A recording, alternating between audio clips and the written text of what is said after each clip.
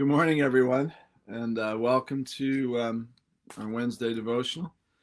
And beautiful day again. A lot of upcoming events. So this Saturday, let me back up. Tonight is Alpha 4. It's our fourth week of Alpha at 6:30. You can arrive 6-ish, and there's a meal provided, and then we go into part 4 of Alpha, and so that's tonight. And the study portion is roughly 7 to 8:30. This Saturday, November 5th, hard to believe we're in November, but we're doing our third vision seminar. We've had roughly 55 or so people, maybe 60 that have been at either the first or the second. We'd love you all to come back for the third one so we can continue our journey. November 20th will be our church Thanksgiving service, Sunday night, a special Thanksgiving service. Right now that's scheduled for 6 o'clock, so it'd be hard to believe, but that'll be Thanksgiving week. And November 27th, the Boy Scouts will be having their wreath sale. December 2nd will be our pie social. The 10th, Christmas fair. The 16th, the Messiah. And I don't have a date here for the live nativity, but I actually know I do. That is December 3rd. So I missed that. So a lot going on, and I'll keep you informed. So there's so much going on, I get confused, but looking forward to it. Just a couple verses this morning in Colossians chapter 1, and we'll finish that. Actually, we'll finish next week, but 21 through 23.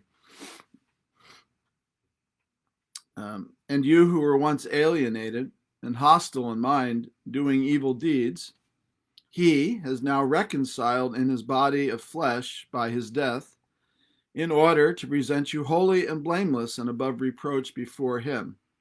If indeed you continue in the faith, stable and steadfast, not shifting from the hope of the gospel that you heard, which has been proclaimed in all creation under heaven, and of which I, Paul, became a minister.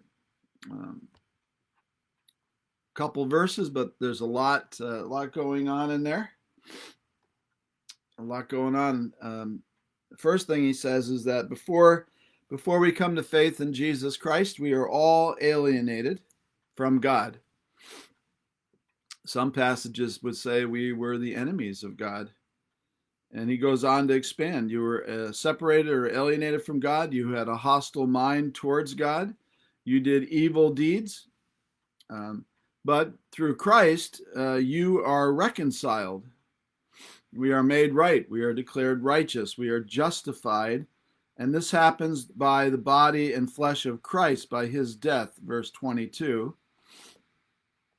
And after salvation, the ultimate goal is that God, one day, we will be presented holy and blameless. This is our new standing in Christ. We will be declared holy and blameless and above reproach before him. We'll stand before God one day, and through Christ, because of his death, burial, and resurrection, and because we've been reconciled through him, one day we can stand before God above reproach.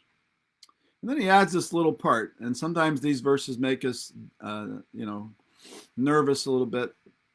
We see the word if. He says, okay, you were alienated, you were hostile, you were reconciled by Jesus. And then he says, if you continue in the faith.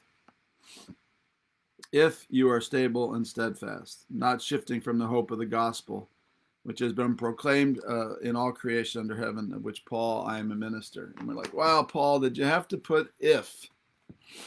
What's he mean there? Ernest Campbell explains it well. Paul never vouched for the salvation of any person.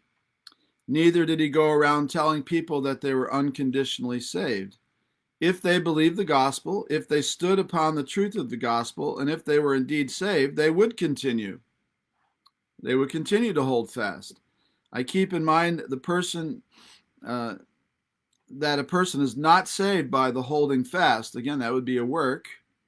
But by believing in Jesus Christ, and holding fast is a result. You got that? Holding fast is the result or mark of the fact that the person is truly saved. So Paul is essentially saying you are going to continue in this state of salvation anyway. That is what you are going to do. I'm trying to find, he puts it in another way, but really that's really all we need to know is that we continue in holding fast because we are in Christ. He says this verse raises an important question. Who are we depending upon for our salvation? What evidence do we have that a person is truly born again? Paul recognizes that this church is being barraged by a lot of false doctrine, especially when it comes to remaining in the faith. And so he reminds us here that we will hold fast. And the only other thought I'll say on that is that God is the one who helps to hold us fast because we need him. He justifies us. He declares us righteous. He keeps us in a state of salvation. We have passed from death to life and into a new relationship. Anyway, a great passage. You might study it a little more. I'm glad we're going through Colossians together. And I hope to see you tonight, those of you in Alpha, and I hope to see a bunch of you on Saturday. We are providing lunch, so that'll be from 10 to 1 o'clock. And, of course, 9:30 traditional service, 11 o'clock contemporary. Bye now.